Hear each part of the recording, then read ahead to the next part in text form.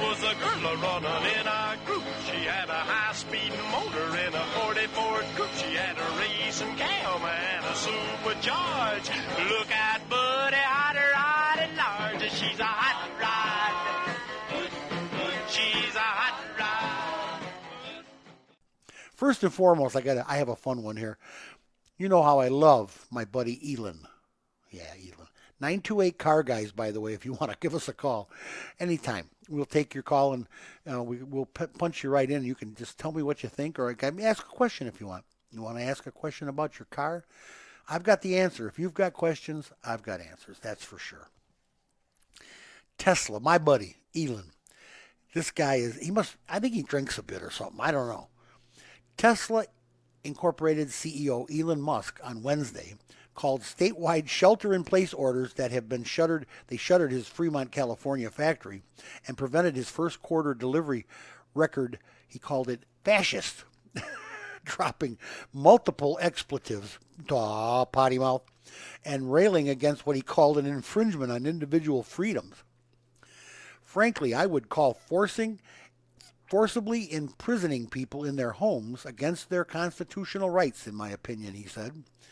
Then he said, this is fascist. This isn't democratic. This isn't freedom. Give people their blank freedom. Earlier in the day, Musk tweeted, "Free America now." Oh, Elon.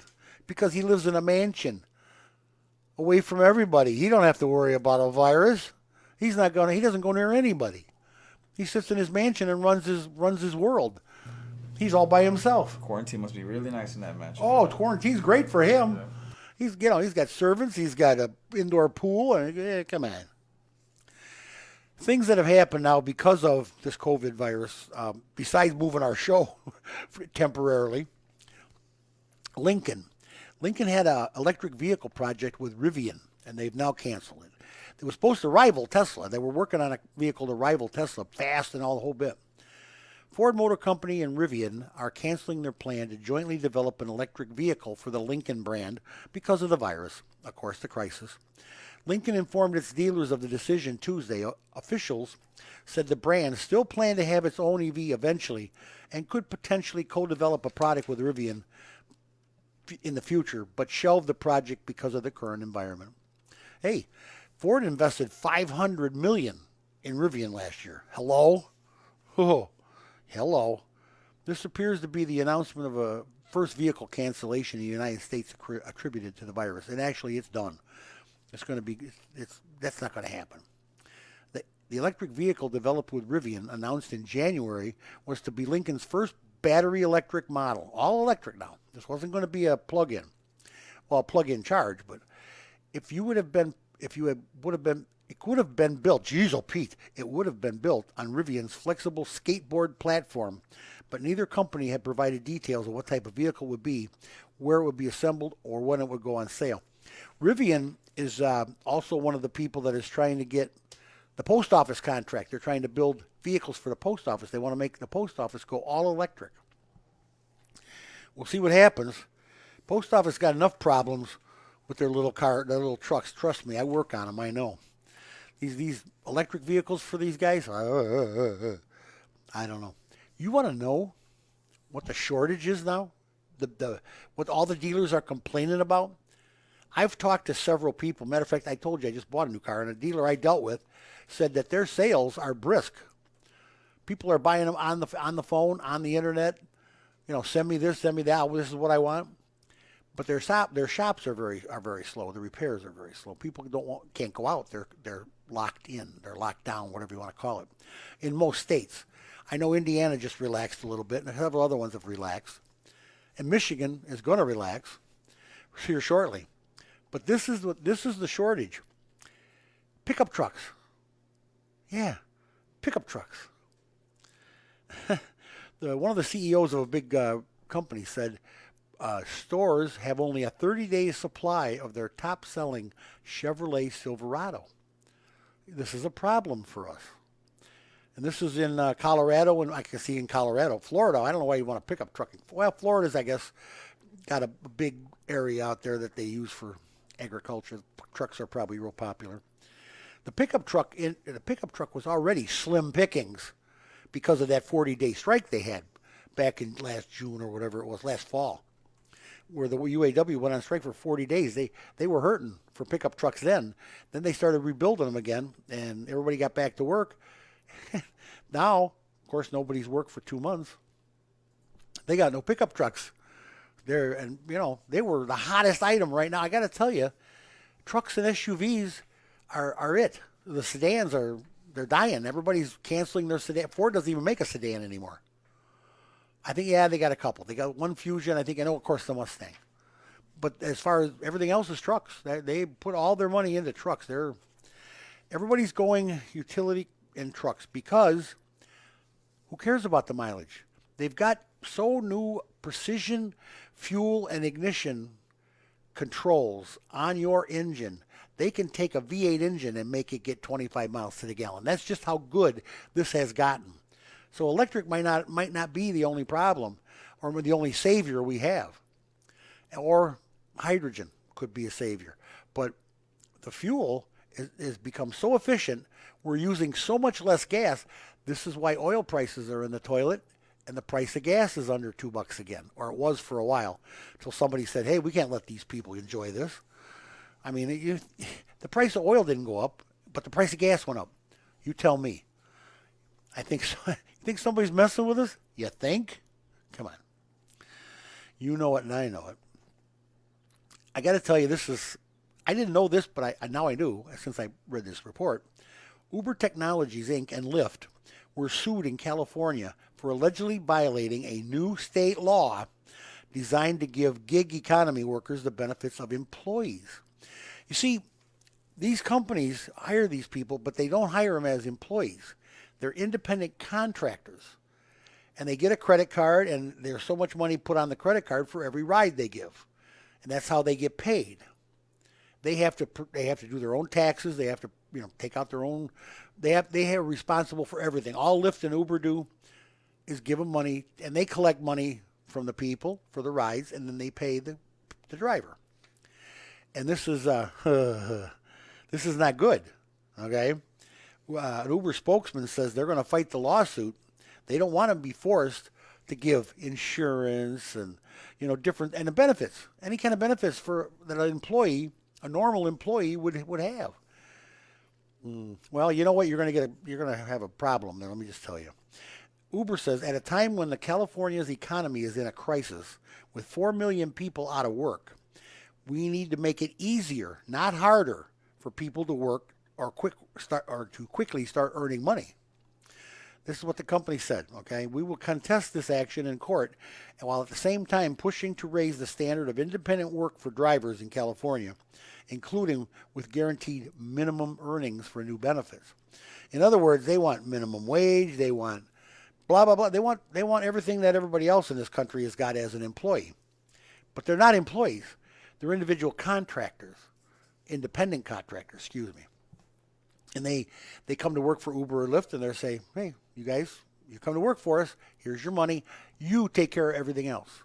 All the benefits, all the taxes, all the Social Security, it's all got to come. It's on you.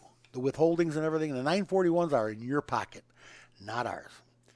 Whoa. I want to talk to you a minute about something that popped in my head a week ago, and boom. It wasn't 2 days later, this little thing came over my hot wire here from the Automotive News and World Report, or Car Connection. I use both. This is Automotive News, and it tells me that industry groups call for liability protections during coronavirus epidemic. All right, now we catch this. Major industry groups are urging congressional leaders to provide limited and rational safe harbors for businesses to protect them from the coronavirus-related lawsuits. Okay? In a letter sent Sunday to Congress, the associations, including the Alliance for Automotive Innovation, Motor and Equipment Manufacturers Association, and the National Association of Manufacturers, said companies have remained operational during the pandemic and public health crisis are at risk of becoming the targets of lawsuits related to that pandemic that could impede their recovery. Companies are doing their best to control the spread of this disease with the limited guidance available. They deserve legal protection.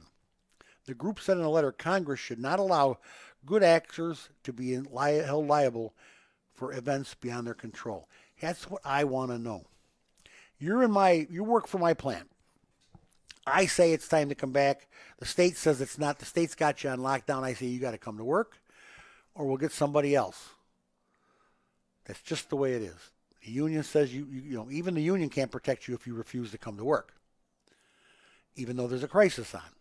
Well, they're asking for help with this, these manufacturers, because if they want to hire somebody else, they don't want to get sued. But I think, moreover, they're worried about me saying, hey, I was coerced into coming back to work. I didn't want to, but I had to keep my job. And now I'm sick. I got the virus. I brought it to my family. Now they're going to be sick. If anybody if anybody dies, there's going to be a whale of a lawsuit, right? The lawyers got to be chomping at the bit for this. You know that they're going to be out there, oh, good. They're going back to work early. Well, I got to tell you, they might be right. Who knows what that's the problem with this virus. I feel like my grandpa in 1918, he died, by the way, from the flu of 1918, my grandpa, and when it was a pandemic. That's because they didn't know anything about it. They didn't know what it was. Just like this thing. We know very little about this. I'm sure there's people that do know all about it, and they're not saying. I don't want to get into that. You don't want to get me started. Because you don't get me started on the lockdowns either. I mean, I like to have people in my showroom. I like to talk while I'm at work. I like to be there and, meet with people and cross-examine each other. It's a lot of fun. But now I can't do that, and that bothers me. So guess what, state of Illinois? I've been sneaking a few in here and there, and don't you care? I don't care. Catch me if you can. I got some friends. I can't tell a friend I've known for 50 years he can't sit and talk to me while his car's getting an oil change. I can't do that. That's not my style. And that's not going to be my style. Trust me. So anyway, this lockdown thing is crazy. But here, the question here is, who's liable? Is the company liable? Of course they are. I think they are. I think that's the way that's got to go. Well, there's a lot of things they want. These companies. They want Congress to make laws to protect them from coronavirus-related lawsuits. I don't know how you can do that. Are you taking enough precautions? Did you make it safe? Did you make it clean? The whole problem is Illinois is still on lockdown. Ford plans to open up in the next week, but I don't know how they're going to open up the south side of Chicago plant. The federal government says that automobiles are an essential industry. The state of Illinois says, you're locked down. You're not going to work. So what are we doing? Nobody knows what anybody's doing. That's the problem with this thing, is not coordinated. And it can't be, because everybody's going in different directions and they don't want to be coordinated. They want to do their thing. Every state wants to do their own thing, which is, hey, I guess that's why the president told him, you guys decide when you're going to open up again. I want the country open as soon as possible, but you guys are the decision makers. Well, who's going to be liable if somebody gets sick going back to work early? Who's going to be liable? Are they going to be able to prove that, well, you didn't clean the place up good enough? Nobody wore gloves. You didn't put protective measures in order. We were at the break, and Jose was telling me a little story about, he has a job in a big company. I don't know if we should mention the company, but it's a big plant. But what was the story there? You got to tell us here. So it was a job where it was an overnight job where I was going to go work for a few days, and in a certain section where I was supposed to work, they had 3 cases of employees who had coronaviruses. Now I get text message alerts for anything about the jobs that I would get them literally 3 days in a row. We had an associate with the coronavirus. We had an associate with the coronavirus. So don't come to work. No, they said come to. Our shifts were still scheduled to go in. They were just giving us a warning. Were they cleaning it up? Were they sanitizing? Or that's what. Again, we didn't know what they did for that shift. But I mean, all I know is that they were checking our temperatures before we went in. But it It was Well, behave yourself and be careful. absolutely. My God. See, this is what I'm talking about. Boys and girls, moms and dads. These companies, some are actually negligent. And they are. And they should be allowed to be sued. But others, you're going to have lawyers that are just, there are going to be so many little lawsuits that didn't need to happen. And it's going to be because of this virus, of course. And that's they're trying to keep the courts from getting clogged up with ambulance chasers and everything else. And that's just not the way it should be. But what about these companies that are negligent? I don't know. In addition, the groups recommended that Congress temporarily suspend lawsuits that threaten to shut down vital industries. The groups, which represent most major manufacturing sectors, said they are not asking for Congress to protect companies from all liability, however. They specifically just want protection from the coronavirus. I don't know. Like I said at the beginning of the show, I'm going to throw this at the wall and see what sticks. You people decide what you think. I know what I think. I personally think they need to make sure the place is clean. They make sure all protocols are observed, but they need to get back to work, and but they got to do things different, and they've got to make sure that everything is sterilized, sanitized, and clean. That's just, you can't have this. We can't have this thing spread. We can't have it make a comeback here. If it's on its way down, which I'm not sure if it is or not yet, we can't let it make a comeback. We've got to keep it from coming back to haunt us. Okay? That's one old car guy's opinion, all right?